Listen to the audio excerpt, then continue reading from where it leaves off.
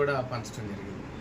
ఒక కష్టంతో పారిశ్రామికంగా అభివృద్ధి చెందేటువంటి వాళ్లకు ప్రోత్సాహం ఇస్తే ఎంత ప్రేమను పంచుతారు అంటానికి నిదర్శనం మా అసోసియేషన్ వాళ్ళు.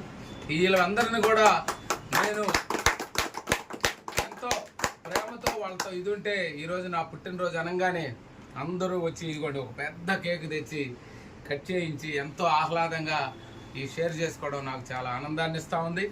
కాబట్టి ఈరోజు ఆంధ్రప్రదేశ్ ఫుడ్ మ్యానుఫ్యాక్చరర్స్ అసోసియేషన్ వాళ్ళు నా మీద మరింత భారాన్ని ఉంచారు, బాధ్యతనుంచారు.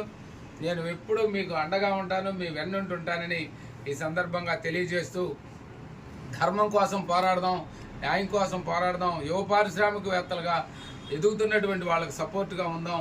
అవసరమైతే విజయవాడ పార్లమెంట్ సభ్యులు కేశినేని శివనాథ్ చిన్ని గారి ఆధ్వర్యంలో వీళ్ళకి కావాల్సిన ఎంఎస్ఎంఈ కానీ, పిఎంఈజీపీ కానీ, ఎన్ఐఆర్డీ నుంచి కానీ, లేకపోతే కార్పొరేషన్స్ నుంచి, వివిధ కార్పొరేషన్ నుంచి వచ్చేటువంటి వాటి నుంచి కూడా ఆర్థిక సాయాన్ని కూడా అందించడానికి కూడా నేను ముందుంటానని ఈ సందర్భంగా తెలియజేస్తూ, నాకు ఈరోజు జన్మదిన శుభాకాంక్షలు తెలియజేయడానికి వచ్చేసినటువంటి నాకు అత్యంత ఆత్మీయులైనటువంటి అసోసియేషన్ సభ్యులందరికీ కూడా హృదయపూర్వకంగా కృతజ్ఞతలు తెలియజేస్తూ ధన్యవాదాలు తెలియజేస్తాను.